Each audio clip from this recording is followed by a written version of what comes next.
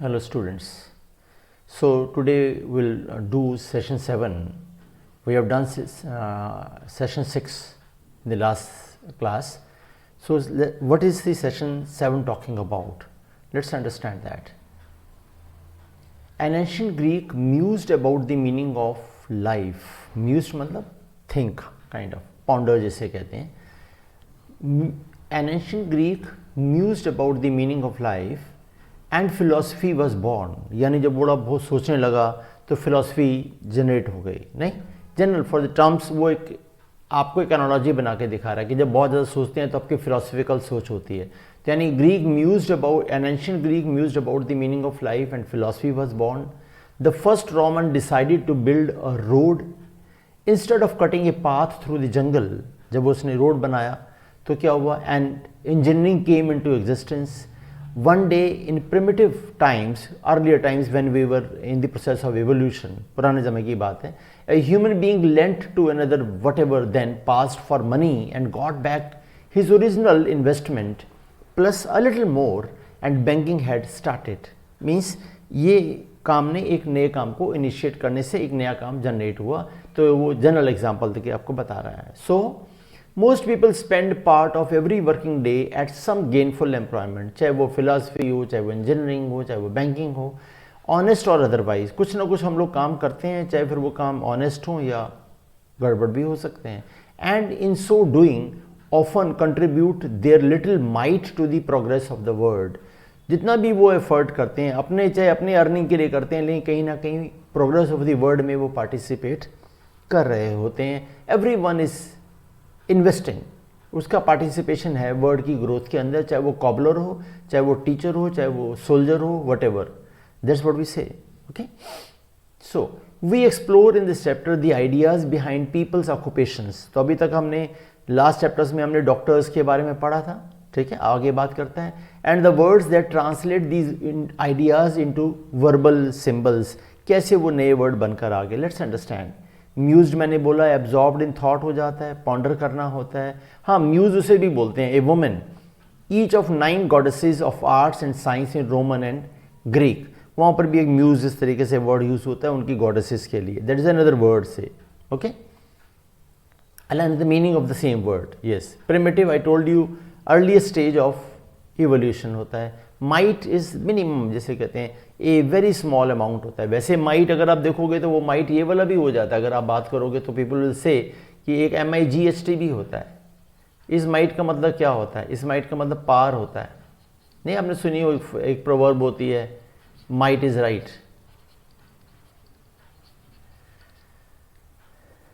जिसके पास पावर होती है उसकी बात मान ली जाती है, ये कहते हैं. तो ये वो वाला माइट नहीं है, ये MIT माइट है. और माइट कहीं ना कहीं अगर आप देखोगे तो ये दूसरे तरीके से भी आप समझ सकते हो, पास्ट ऑफ मे होता है. ओके, तो कई वर्ड अलग अलग तरीके से यूज हो रहे हैं.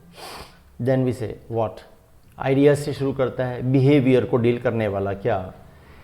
Bye educating and training this practitioner is an expert in the dark mysteries of human behaviour. वही बात करता है जो साइकी को डील करने वाला. What make people act as they do. लोग जैसा करते हैं वैसा ही क्यों करते हैं, मतलब ऐसे किसी सिचुएशन में आप डर जाते हो या मैं डर जाता हूँ, कोई और नहीं डरता, तो ऐसा क्यों होता है. How their personalities were formed. In short, what makes them tick. किस चीज़ से वो क्लिक हो जाते हैं, मतलब ऐसा रिएक्शन का ऐसे क्यों आता है. Such a professional is often employed by industries and institutions. बड़ी बड़ी इंडस्ट्रीज में भी ऐसे लोग हायर होते हैं. To devise means for keeping workers productive and happy and inmates contented. जो लोग उस premises में काम कर रहे हैं उनको satisfied रखना ताकि वो ज़्यादा रिजल्ट दे पाएँ, ज़्यादा बढ़िया से परफॉर्म कर पाएँ. ऐसे लोग होते हैं बड़ी बड़ी इंडस्ट्रीज़ में. Those they are hiring these kind of people. This person may also do what private or group therapy. You know this guy is psychologist होता है. इसके बारे में काफ़ी चैप्टर्स में वो रेगुलरली डिस्कस करता रहा है. Now you understand the psychology of this guy also, the one who is writing. Norman Lewis ने क्या लिखा है, वो 3rd चैप्टर से लेके अभी तक साइकोलॉजिस्ट के बारे में बात करता चला जा रहा है. आपके दिमाग में साइकोलॉजी और इस्ट बैठ चुका है, लेकिन वो क्या कर रहा है, वो डार्क मिस्ट्रीज के ऊपर काम कर रहा है. यानी कोई आदमी किसी स्टेज में ऐसे रिएक्ट क्यों करता है, वो समझने वाला जो होता है वो साइकोलॉजिस्ट होता है। मिस्ट्री तो तुम जानते ही हो, रिडल होता है। हाँ, conundrum is another word, you really need to learn this. And then devise करना, एक तो डिवाइस होता है, अगर आप देखोगे तो एक वर्ड तो डिवाइस होती है,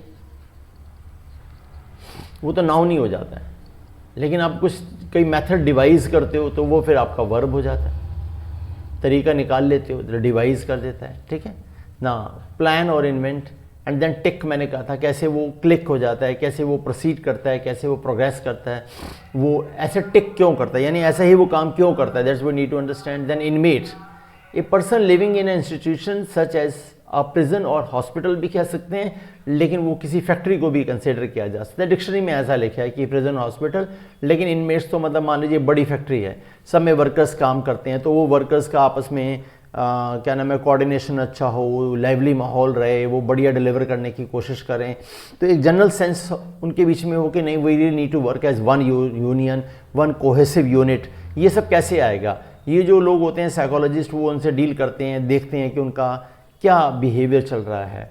and then contented is satisfied होता है, स्टेट ऑफ पीसफुल हैप्पीनेस और satisfaction. If you are on the dining table, you have taken your dinner and all, I say you take one more chapati और eat a little more, you say no no I have eaten enough, I am contented. Contented का मतलब हिंदी में बोलते हैं तृप्त हो जाता है, भाई बहुत खा लिया, एनफ हो गया, तो कंटेंटेड सेटिस्फाइड हो जाता है। तो यानी वो क्या करता है, ही, अगर आप वो लाइन से पढ़ें, such a professional is often employed by industries and institution to devise means, वो ऐसे तरीके निकालता है, ऐसी पॉलिसीज निकालता है for keeping workers productive and happy, productive भी हों और हैप्पी भी हों, एंड इनमेट्स कंटेंटेड, और जो आपस में सब लोग मिलकर सेटिस्फाइड होकर काम करें। ये नहीं हो कि हाँ जी हमें तो ओनर पैसे नहीं दे रहा या हमारा ये हो रहा है, तो वो साइकोलॉजिस्ट होता है, वो इन सब चीज़ों पर काम करता है। बड़ी बड़ी कंपनी इंडस्ट्रीज जो है इनको हायर करती हैं, it is there. Then worries, fears and conflicts. Okay, what? This practitioner is a physician, psychiatrist or psychologist who has been specially trained in the techniques devised by Sigmund Freud. Sigmund Freud is considered to be the father of psychology, we say. सबसे पहले उन्होंने ही जो है psychology के बारे में बात करना शुरू करा, तो उनको फादर मानते हैं। Encouraging you to delve into that part of your mind, feelings called the unconscious, वो आपको पुश करता है, आपको एनकरेज करता है कि आप उस बारे में सोचिए जिसके बारे में कभी आपने नहीं सोचा, आपका वो अनकॉन्शियस सेल्फ जिसमें है तो जरूर, लेकिन आप उसके बारे में कभी सोचते नहीं। अब जो करता है उसी को समझ आएगा कि अनकॉन्शियस माइंड क्या है। By reviewing the experiences and traumas, feelings and thoughts of your earlier years, you come to a better understanding of your present worries, fears, conflicts, repressions, insecurities and nervous tensions, thus taking the first step in coping with them. That's what the case is. यानी आप पुराने जो भी आपके insecurities थी, see thinking and क्या कह रहा है, by reviewing the experiences and traumas, feelings and thoughts of your earlier years, यानी आप अपने earlier years के जो फीलिंग्स हैं, थॉट्स हैं, एक्सपीरियंसेस हैं, ट्रॉमाज हैं, वरीज हैं, उन सबको क्या करते हो आप, उनको उनके बारे में सोचते हो, बचपन में ऐसा हुआ होगा या कभी ऐसा हो गया होगा। You come to a better understanding of your present worries. आज की डेट में आप उस चीज़ से वरी क्यों करते हो कि बचपन में कुछ ऐसा हो गया था, आपको याद नहीं, लेकिन वो साइकोलॉजिस्ट या वो इस तरीके का जो पर्सन है वो आपके साथ बैठता है, आपके साथ डिस्कस करता है, आप वो पुराने सेल्फ में जाते हो, then you talk about this कि ऐसा कुछ हुआ था, तो आपको समझ आता है कि यार प्रेजेंटली मैं इन चीज़ों से वरी क्यों करता हूँ, मैं इन चीज़ों से फियर क्या करता हूँ। तो ये सारी चीज़ें यू कैन अंडरस्टैंड, और फिर उसके तरीके भी निकाले जा सकते हैं कि आप उन प्रॉब्लम्स को कैसे डील करोगे। यानी आपके मन में जो फियर है या आपके मन में जो एक कहना में कोई मान लीजिए बहुत टिमिड है, तो वो टिमिड क्यों हो गया, मे बी मैनी रीजन्स हो सकता है, उसके पेरेंट्स ने बहुत प्रेशर डाला, हो सकता है हालात ऐसे रहे हों, तो वो टिमिडिटी को दूर करने का तरीका क्या है एज ऑफ डेट वो डिस्कस करके निकाला जा सकता है।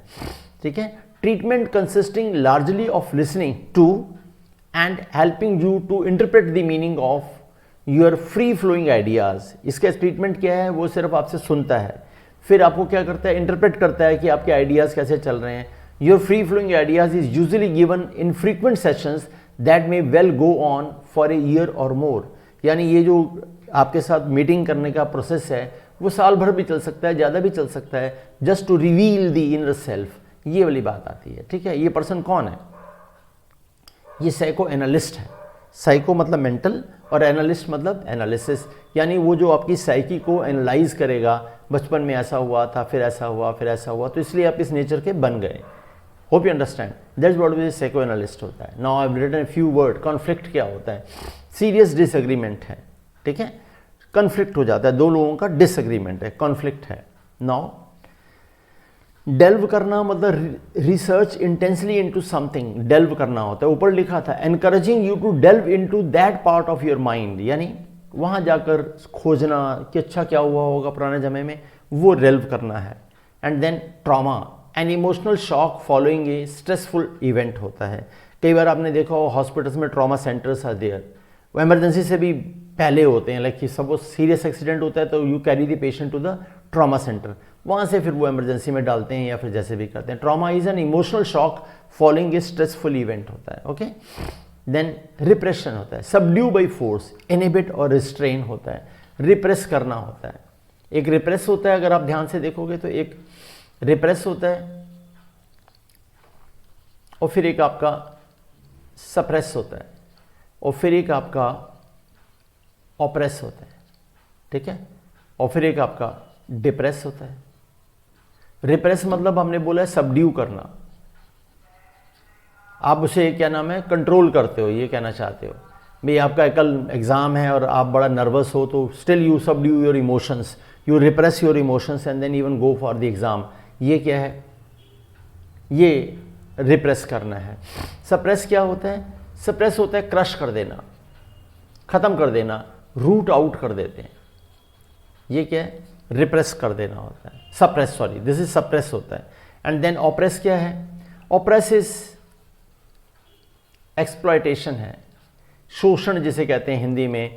जो फार्मर्स हैं उनका जो है इंडिया में क्या हो रहा है? ऑपरेशन हो रहा है, ऑप्रेस्ड हो रहे हैं, ठीक है ना। सप्रेस किसी इवेंट में, जैसे अभी फार्मर्स का ये चल रहा है, क्या नाम है, डेमोन्स्ट्रेशन एंड ऑल, तो हो सकता है गवर्नमेंट किसी दिन आर्मी भेज दे और सबको भगा दे वहाँ से, मे बी लाइक दैट, तो वो सप्रेस हो जाएगा। रिप्रेस क्या है? When they were doing then water cannon and this thing, tear gas, just to subdue their this thing, वो रिप्रेस होता है। तो आपने अपने इमोशंस को रिप्रेस किया, आर्मी वालों ने जाकर पूरी मूवमेंट को सप्रेस कर दिया। लेकिन जो पुअर का जो है एक्सप्लॉयटेशन, वो ऑपरेशन होता है। और डिप्रेस का तो फिर आप समझते ही हैं, डिस्पिरिटेड हो जाता है। भाई बच्चे के नंबर कम आ जाएं तो वो क्या होता है? बड़ा डिप्रेस फील करता है, वो लो फील करता है, ठीक है। देन कोप विद होता है। आप particularly marked here when I was doing this, मैंने कहा यार आपको बताता हूं, आप लोग क्या करते हो, इसके साथ कोप अप लगाते हो, या कुछ लोग कोप अप विद लगाते हो। बट ना तो कोप अप होता है ना ही कोप अप विद होता है, सिर्फ कोप विद होता है। Okay, people speak wrong and kindly you corrected this here.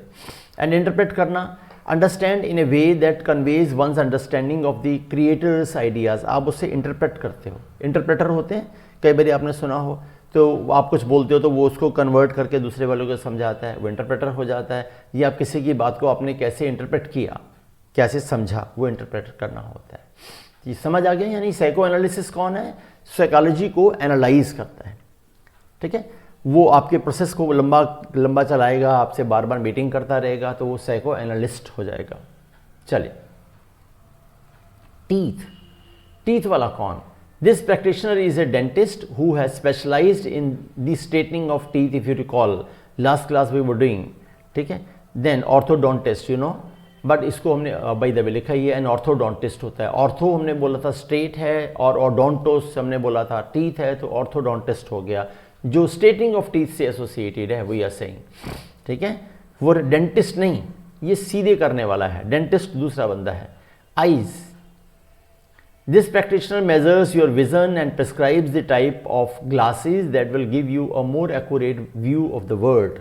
जो आइज की प्रॉब्लम को रिजॉल्व करेगा वो ऑप्टोमीट्रिस्ट हो जाएगा या ऑप्थेलमैलिक ऑप्टिशियन हो जाएगा। या तो उसको ऑप्टीमीट्रिस्ट होगा, आपको याद है हमने पढ़ा था कि वो ग्लासेस देता है, नंबर देता है, और लेकिन हमने तब भी देखा था वो नंबर भी दे देता है और आपके ग्लासेस भी लगा देता है। या फिर उसे ऑप्थोमेलिक ऑप्टिशियन भी कह सकते हैं। फिर रिकॉल उसने लिखा था कि ऑप्टिशियन जो है दोनों काम कर लेता है, ऑप्टीमेट्रिस्ट सिर्फ नंबर देता है, लेकिन ऑप्थोमेलिक ऑप्टिशियन जो है वो दोनों काम कर देता है, यानी जो आई से रिलेटेड इन सब चीज़ों को करेगा। और हालांकि अगर वो सर्जन होगा या अगर वो स्पेशलिस्ट होगा, तो हमने याद है हमने उसको बोला था ऑक्यूलिस्ट भी बोला था, वो तो फिर डॉक्टर हो जाता, ठीक है। फिर ऑप्थेल्मोलॉजिस्ट भी बोला था, अगर आपको याद है तो। ग्लासेस, दिस प्रैक्टिशनर मेक्स और supplies lenses according to the specifications prescribed by the optometrist और ऑप्थेल्मोलॉजिस्ट। भी ऑप्टिशियन है।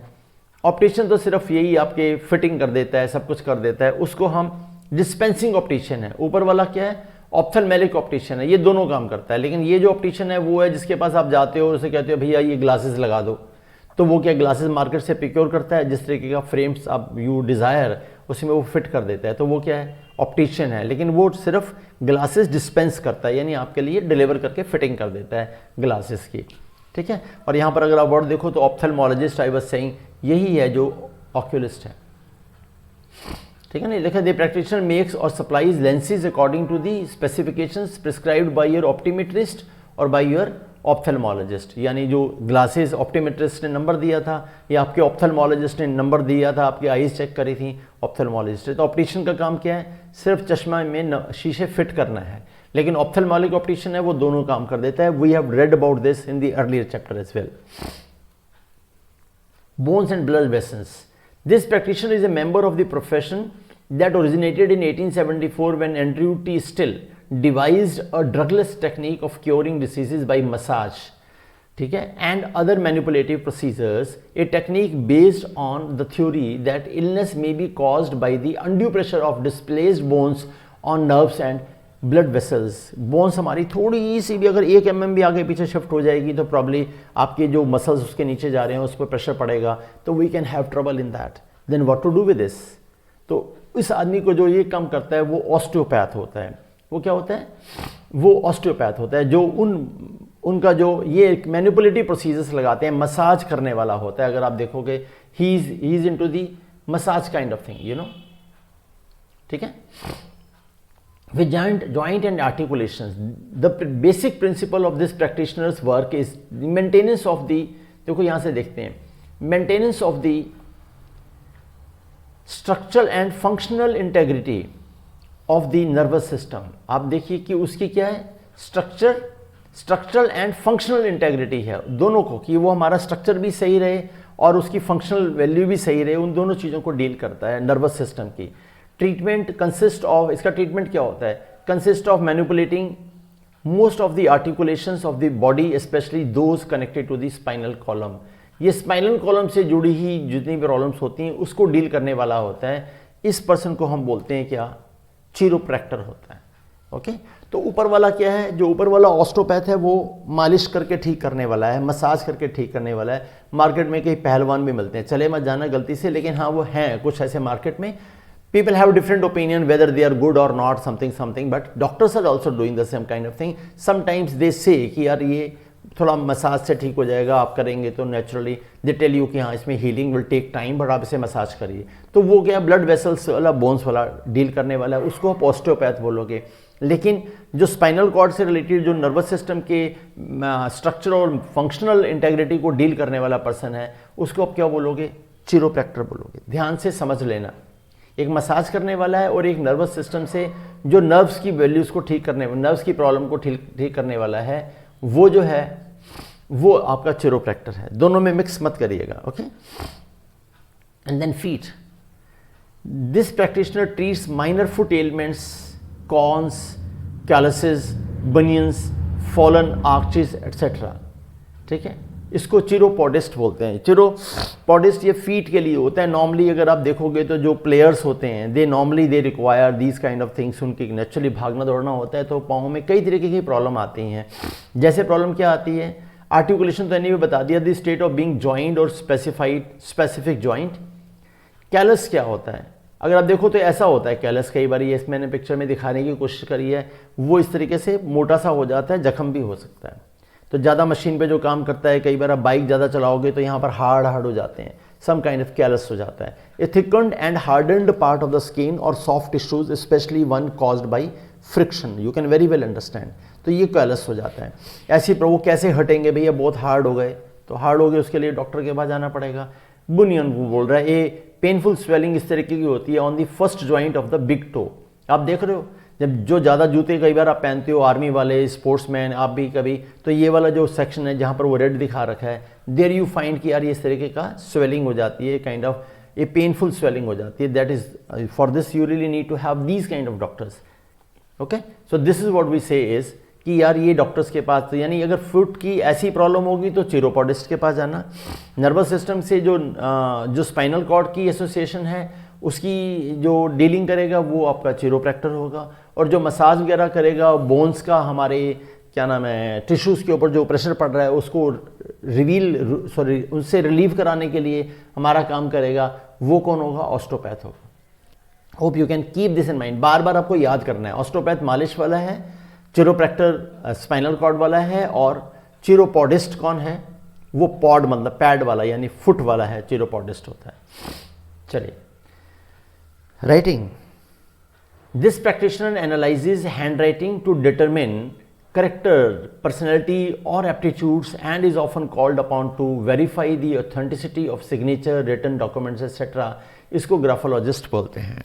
ये पर्सन जो होते हैं ये हैंड राइटिंग एक्सपर्ट होते हैं, ग्राफोलॉजिस्ट होते हैं. ग्राफ के ऊपर आपकी हैंड राइटिंग को रख कर उसको स्टडी कर सकते हैं, वो आपकी पर्सनैलिटी बता सकते हैं, आपका कैरेक्टर बता सकते हैं, वो किस टाइप का बंदा होगा ये बता सकते हैं. ठीक है, this is all together a different study graphologist होती है. ठीक है, उसमें आपके सिग्नेचर देखकर भी बताया जा सकता है कि वो पर्सन किस माइंडसेट में था उस वक्त, kind of thing.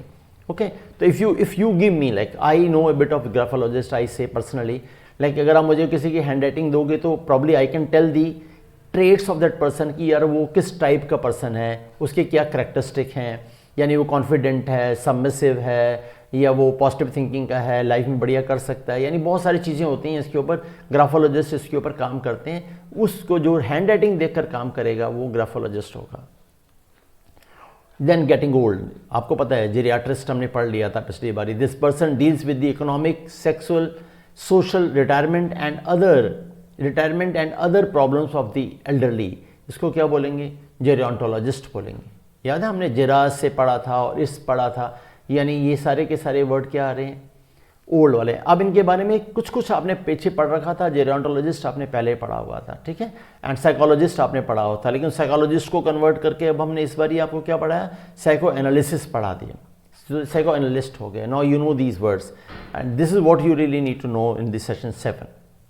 So you are gradually picking up a few words. Every session you are picking 2, 3, 4, 5 words and then the etymology of the words. Kindly revise this session. It will help you in the coming classes. Thank you very much. God bless you.